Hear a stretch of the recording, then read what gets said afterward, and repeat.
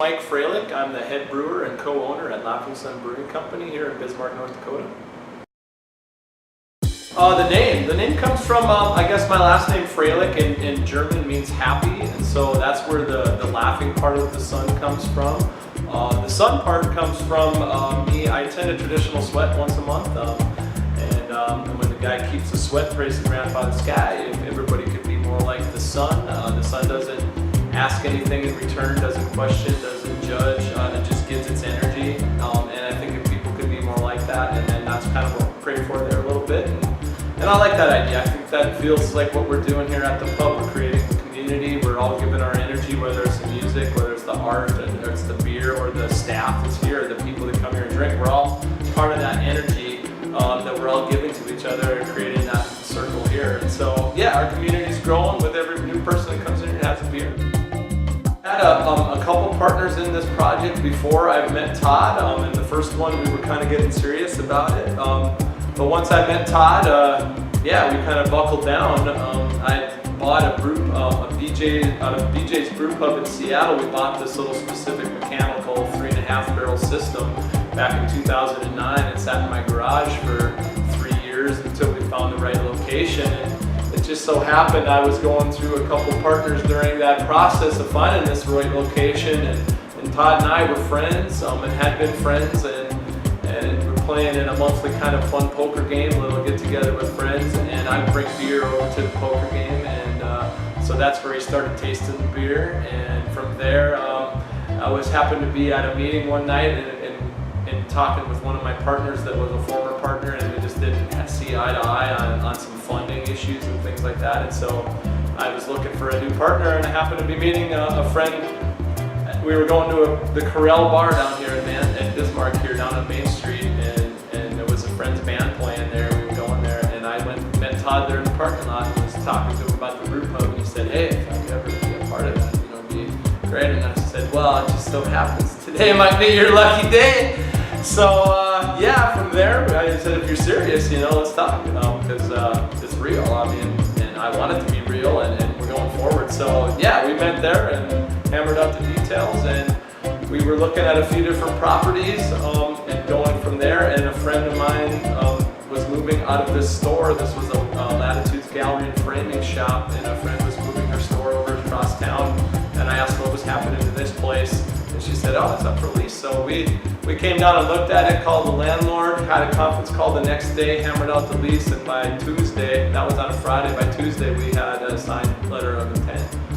5 days later we were rocking and rolling with the brewing process of getting licensing going and the bank and all that other stuff going. But yeah, it just kind of fell into place. I mean, for all the struggles there for 2 and 3 years of having a lease on a space for 10 months and then getting our money back because they didn't do the project, or having a place almost there and then at least blew up over the weekend, and then this place just fell together, just fell right in. So it somehow always felt right. I mean, I like to make sure that we're creating bold flavors, that we're not taming our beers down for anything that some people may have of an idea of North Dakota craft beer. I think there's the palates are here. There's enough of them here, especially that we see that here at the pub, that we're not going to tame down our flavors. We're going to be bold. We're going to be, our styles of beer are kind of American ales. We're hoppier than a lot of different breweries. We like to push big grapefruity tropical IPAs, citrus IPAs, grapefruit, mango, passion fruit flavors. We like our porters 550 IBUs or so. So it's a little hoppier than most, but I think it balances really well with that coffee roast flavor to it. So those are the things that really looking into those beers. I just want to make sure that we can stand that beer up anywhere in the nation. And I don't want you to come to Laughing Sun to say, that's a great North Dakota beer. I want you to come here because that's the best IPA you've had anywhere, and that's what you're looking for.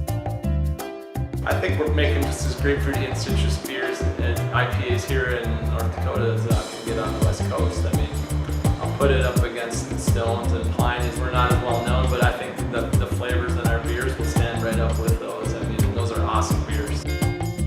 Strawberry Wheat has killed it in any festival we've taken it to, whether it was GABF on the floor of GABF or at local tastings, or at we took it to savor, and people loved it at savor. We're not putting in anything in our beer that doesn't make it taste better. You know, there's nothing in there to make it cheaper.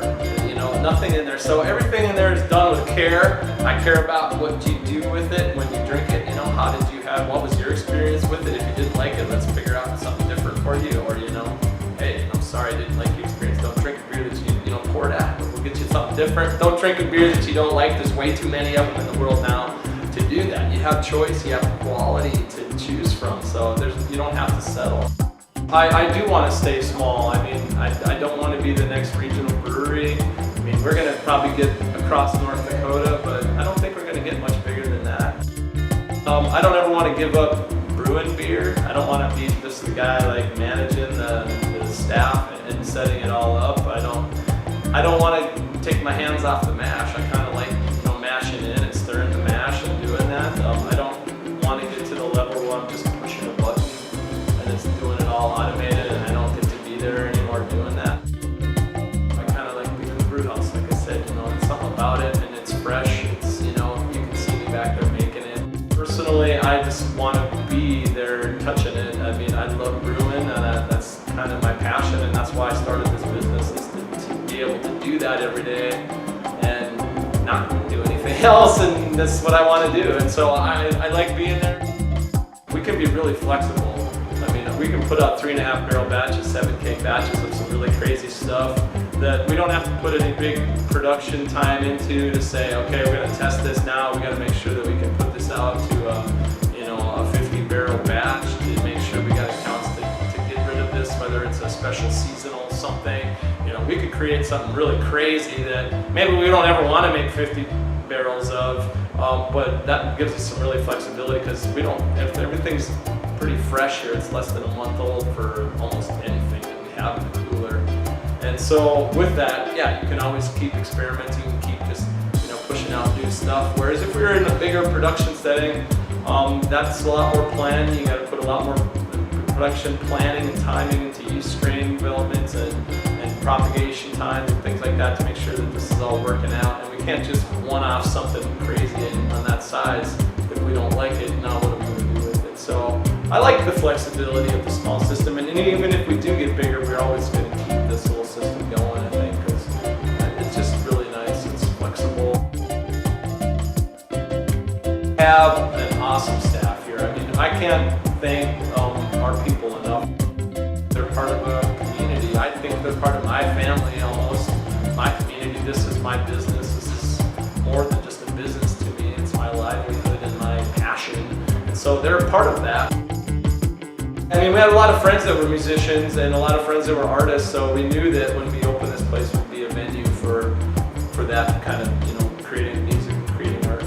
We have music 4 to 5 nights a week. We're kind of getting known as a touring stop, and between Billings and Minneapolis, there's not a ton of stops. I mean, we've got Fargo, but if they're coming from Portland and Seattle, they might stop in Montana, and their next stop could be here. So we get a lot of requests from touring bands coming through, and try to do a lot of local talent too.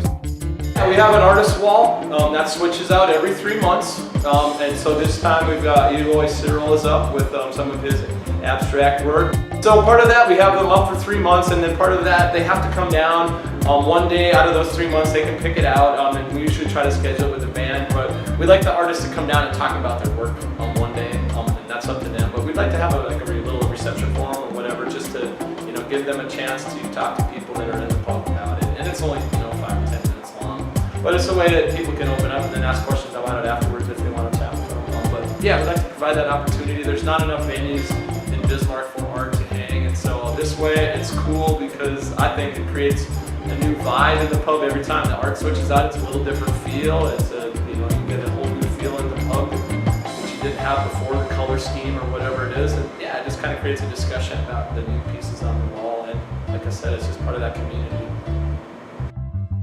We're just creating a community and a culture of, you know, kind of music, art. It's fresh. Our beers are fresh. The music is fresh. The art is fresh. You know, I think you're going to get that. It's always rotating here, and that's kind of, I think, our personalities, fresh ales for, you know, and then fresh ideas for this area, I guess. You know, we're doing something a little bit different that's been done here a while, and people, I think, are really loving it and catching on to it, and it's going to keep growing. But yeah, we needed it here. It's been a while. It's been too long. This is more than just a beer, and it's a relationships between me and my growers. I met, there was a guy in here from Montana here 2 weeks ago who grows barley for Brees and grows a Golden Pills variety that we have Golden Pills Vienna malt in the back, and we use Brees malt. So he could very well be a farmer that's growing my barley. So I'm one step closer. I've met some of my hop suppliers. I'd like to go out and meet the growers individually, but it's starting to build those relationships of, things we put in our beer. I'm meeting the people who are making them and processing them and selling them to me, and now the people are making that connection with me because I'm making the beer and now I get to serve it to them, and it's that connection between my staff and there's more yeast cells in this glass of beer than there are humans on the planet, and it's a relationship between all those microbes and things like that are going on there, and we're just a bunch of yeast wranglers here trying to get the proper setting for them to do their job.